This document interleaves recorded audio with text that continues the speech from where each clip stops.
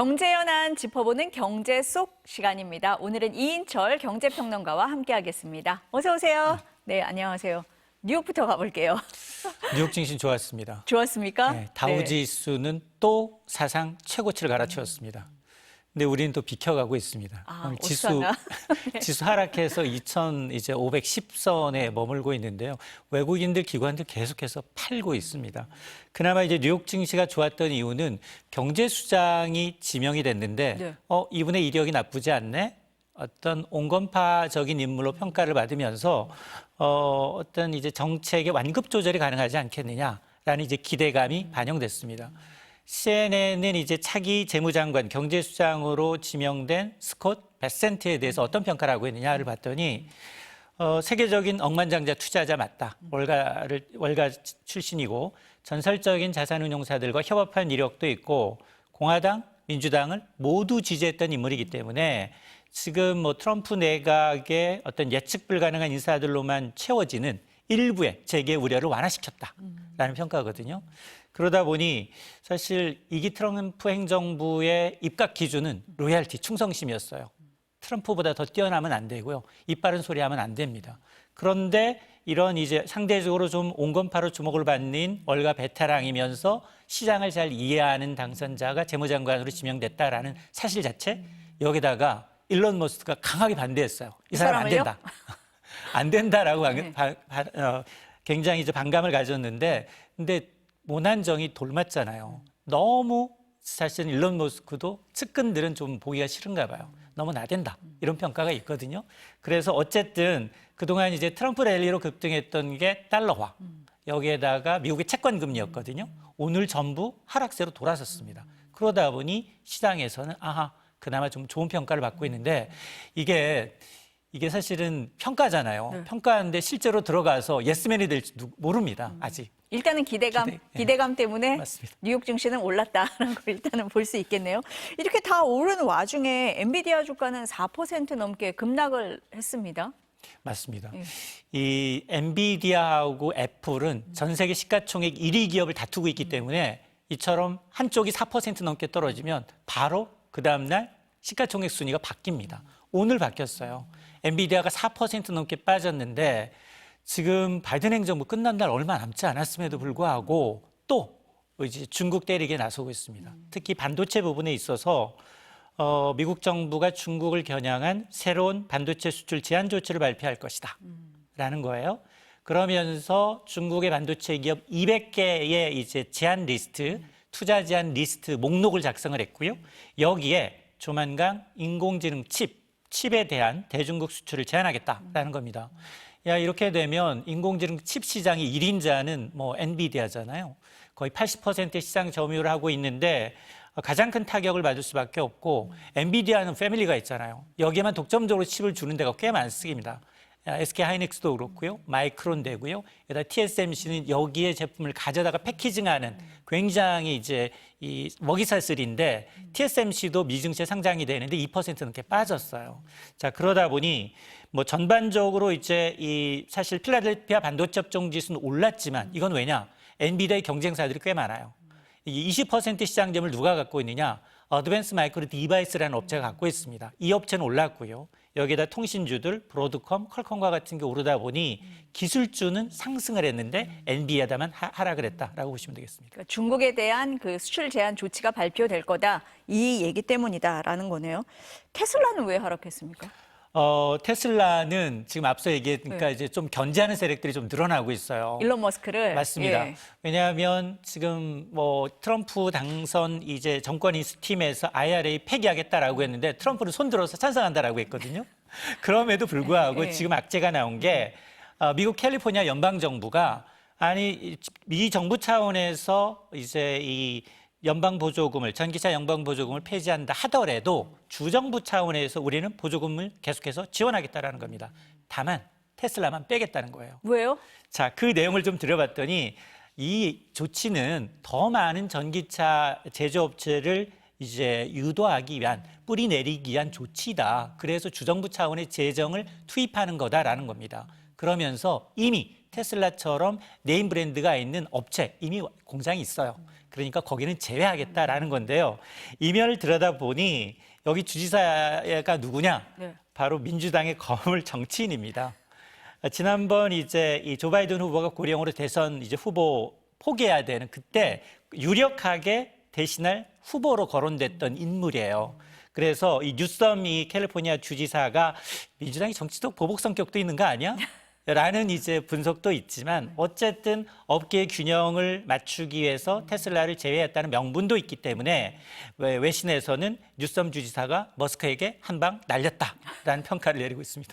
예, 경제적인 측면뿐만 아니라 지금 정치적인 것까지 연결돼 연결이 있어요. 돼 맞아요. 있는 상황이네요.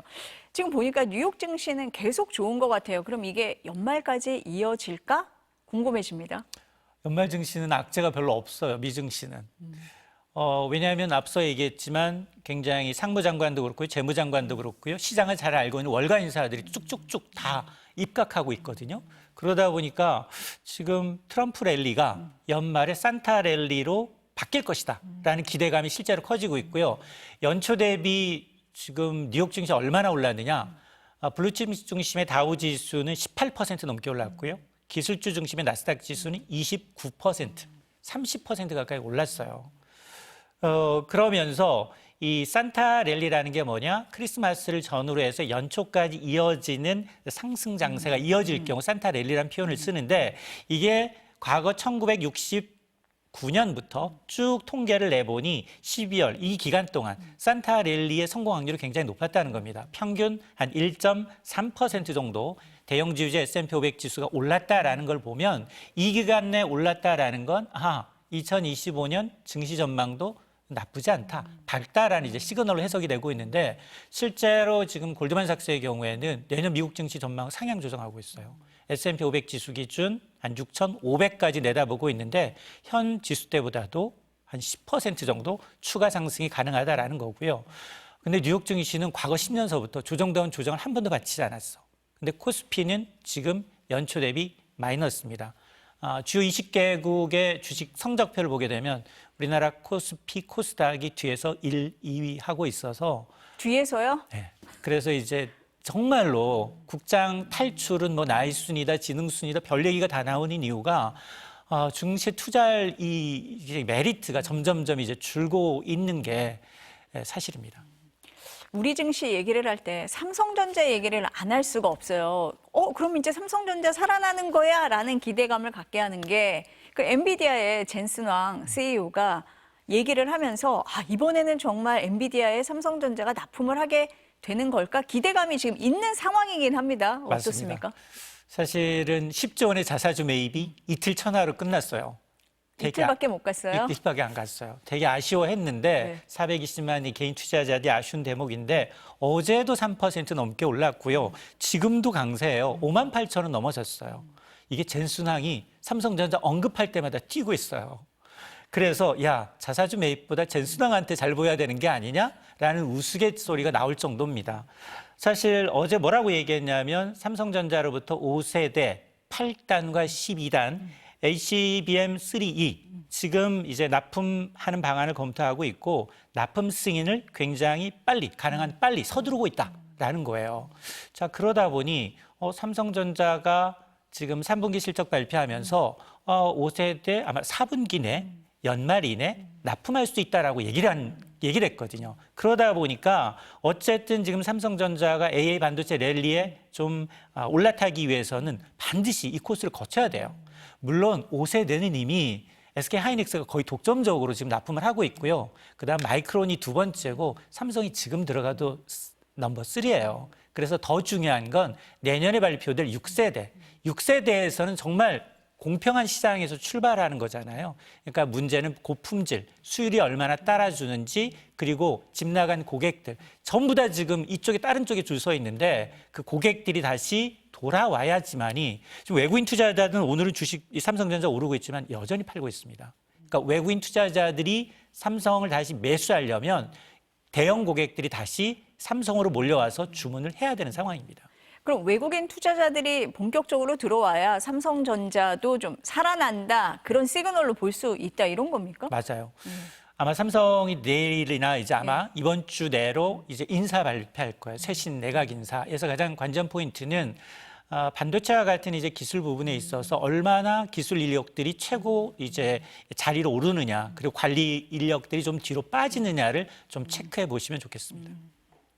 비트코인은 어떻습니까? 뭐 10만 달러 얘기를 했었는데 조금 주춤하는 모습이 보이는 것도 같은데요. 맞습니다. 지금 뭐 10만 달러 앞두고 지금 내리막길이 한 9만 4천 달러까지 좀 숨고르기에 좀 들어간 양상인데요. 대선일 직전, 미국의 대선일 직전만 하더라도 7만 달러 선에서 9만 달러까지 거의 수직 상승했단 말이에요. 거의 지금 한 45%가 올라서 야, 당분간은 좀 쉬어가지 않겠느냐. 그런데 지금 뉴욕 증시가 거의 쉬어가는 분위기예요. 왜냐하면 11월 넷째 주 목요일은 이른바 땡스기빙 데이, 추수감사절 연휴기 때문에 휴장하고요. 목요일 날 휴장, 금요일은 샌드위치니까 오전만 거래가 됩니다. 그러면 기관 투자가들은 이미 보너스를 받아서 휴가를 떠나요. 근데 이 비트코인 마찬가지로 현물과 선물의 큰 손은 굉장히 기관이거든요. 그러니까 기관이 시장을 잠시 빠져나가게 되면 당연히 거래량이 줄어든 가운데 변동성은 좀 줄어들 수 있는데 다만 여전히 비트코인 10만 달러 갈 거에 대한 기대감은 놓지 않고 있어요. 전 고점이 달러 기준 9만 9,600달러예요. 400달러만 넘으면 10만 달러 찍습니다. 그러다 보니까 코인 전문 베팅 플랫폼의 데이터를 좀 봤더니 11월만 하더라도 당시에 이제 9만 달러 가기 전이었어요. 연내 10만 달러 돌파할 가능성 절반 이하, 40% 수준이었는데 9만 9,600달러 찍으니까 85%로 연내 간다라고 했다가 지금은 한 75% 선에서 이제 거래가 되고 있는데 문제는 타이밍일 뿐 지금은 예고 수준이에요. 왜냐하면 지금 당장 백악관 내 가상자산 전단팀 만들겠다라고 했지만 만들어지지 않았잖아요. 네. 그리고 규제론자였던 게리 갠슬러 미 증권거래위원장 1월 20일 사임이에요. 그러니까 사임 안 했잖아요. 그리고 또 하나 진짜로 미국의 전략자산으로 비트코인을 구매해서 포함시킬 건가? 이게 실행 단계에 들어가게 되면 이때는 더 큰 불장이 올 수도 있거든요. 왜냐하면 서로 경쟁적으로 이 수량이 2,100개인 비트코인에 100만 개를 5년간에 걸쳐서 20만 개씩 사들인다라고 했기 때문에 이게 완전히 이게 차단되는 효과가 있거든요. 어느 정도 일정 부분. 그러다 보니까 아마 또 한 번 자산 시장이 들썩일 가능성이 높은데 근데 국내에서는 다소 과열 이제 조짐도 보여요. 그동안에 비트코인은 과거 3년 전만 해도 그랬거든요. 아니 20대가 비트코인 투자하면 어른들이 알아서 잘 가도록 가르쳐야 한다. 이랬었거든요. 근데 지금은 이 20대만의 장이 아니야. 60대 시니어들이 이 시장에 지금 뛰어들고 있어요. 시니어들이 투자 금액이 20대 9배가 됩니다. 돈이 더 많아서 그런가요? 돈이 더 많아서가 아니라 은퇴하고 나니까 이게 지금 고물가 때문에 생활비가 부족한 거예요. 그러다 보니까 은행 이자는 만족을 못 하겠고 고수익 난다고 하니까 이쪽으로 갔는데 문제는 노후 자금은 날리기만 한 방이에요. 청년들은 일하면 돼요. 다시 재기 가능성이 있겠지만 정말로 이제 이 가상자산이라는 게 실적도 없죠. 데이터도 없죠. 근거 없이 심리에서 오르다 보니 만에 하나 이런 분들이 정말로 손실을 보면 노후 재기가 어렵기 때문에 정말 나는 하고 싶다. 나는 정말 이거 기회비용이 너무 아깝다. 이러신 분들은 10,000원, 이제 100만 원 단위로 이제 투자가 가능해요. 한 주를 반드시 할 필요는 없습니다. 그러니까 소액을 투자해서 일터라도 전반적인 어떤 이제 타격은 받지 않는 그런 정도의 수준으로 참여하시면 좋겠습니다.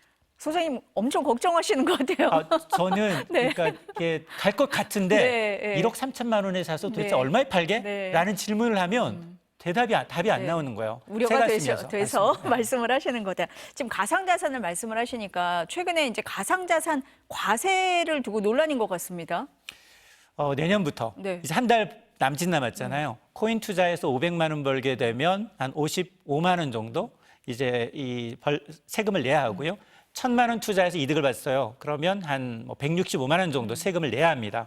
이게 내년부터 이제 코인 과세에 대한 과세가 본격적으로 시행이 되는데 기본 공제 금액 250만 원을 제외하고 초과로 이득 본 분에 대해서 지방세 포함 22%의 세율을 적용하게 돼 있습니다.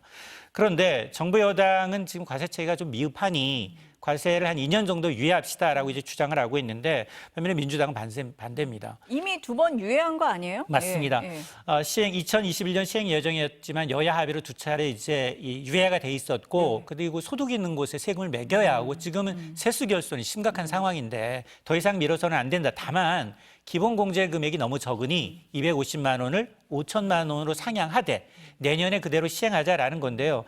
근데 사실은 이게 사실 표에 따라 왔다 갔다 해요. 문제는 전철이 있어요. 주식 투자 인구 1,400만 명이란 말이에요. 반발 때문에 금투세 결국 폐지했다 보니 지금 가상자산 투자 인구가 800만 명에 달하거든요.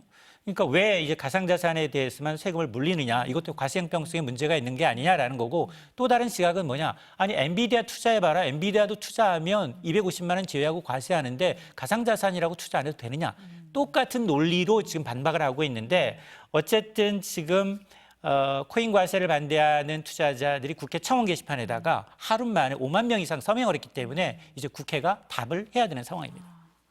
또 하나 논란이 상법 개정안이잖아요. 그거는 어떻게 돼가고 있습니까? 맞습니다. 지금 이 논쟁의 핵심은 주식회사는 주주들이 모여서 만든 회사인데 우리나라의 이제 상법 382조를 보게 되면 이사의 충실 의무는 회사에 있다라고 돼 있어요. 거기다가 이제 민주당이 거기다가 주주 한 단어를 더 넣자라는 겁니다. 주식회사니까 주주를 이해하잖아요. 근데 우리는 이제 개인 주주들이 굉장히 이런 이제 그 피해를 본 것들이 많은데 특히나 뭐 이제 LG화학의 경우 아니 나는 세계 제1의 배터리 회사를 믿고 투자했더니 알짜만 빼서 LG 에너지 솔루션이라는 회사를 만들어서 2개 회사가 상장이 돼요. 근데 이게 개인 주주들은 굉장히 반대했음에도 불구하고 됐던 이유가 이사회가 강행을 했어요.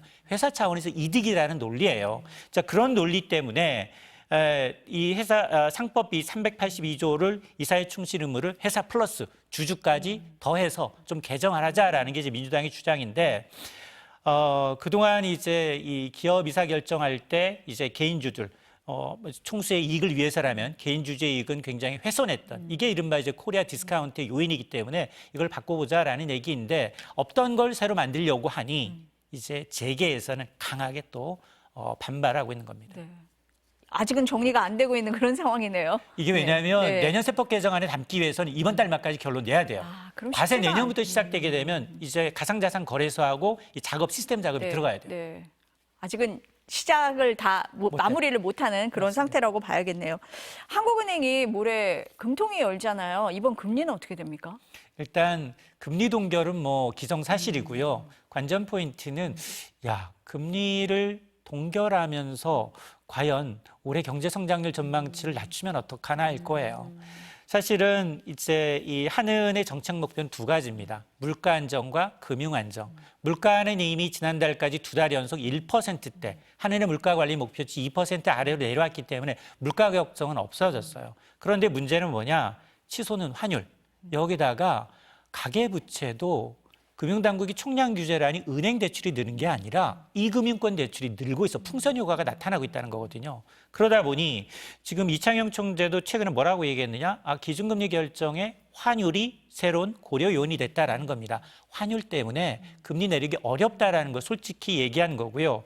부진한 경기를 살리기 위해서는 금리를 이제 낮춰야 되겠지만 환율이나 가계부채의 문제를 고려하게 되면 오히려 이제 환율, 금리 동결로 갈 수밖에 없는 상황이어서 아마 가장 크게 논란이 될 게 뭐냐? 그렇게 금리를 동결하면서도 이제 올해와 내년도 이제 경제 성장률 전망치를 낮춘다면 봐라 한국은행 실기했다라는 논란이 또 제기될 수 있습니다.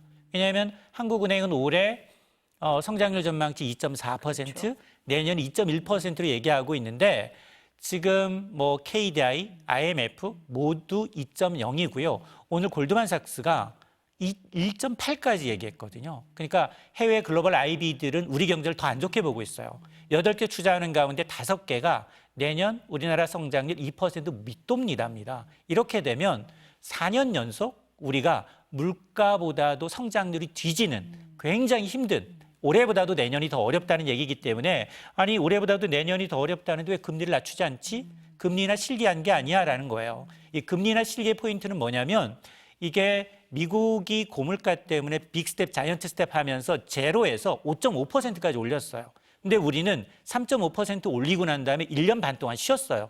그 쉬는 기간에 이제는 시장에서는 이제 금리 인하밖에 없네. 이미 시장 금리 내리면서 주택 가격, 주택담보대출 금리 낮아지고 부동산 가격이 뛰었거든요. 그러다 보니 지금처럼 오히려 이제 경기 부양으로 해서 금리를 내려야 할 때 미리 내려놓지 않은 것 때문에 인하할 여지가 없다라는 점에서 아마 한국은행의 책임론도 굉장히 불거질 수 있습니다.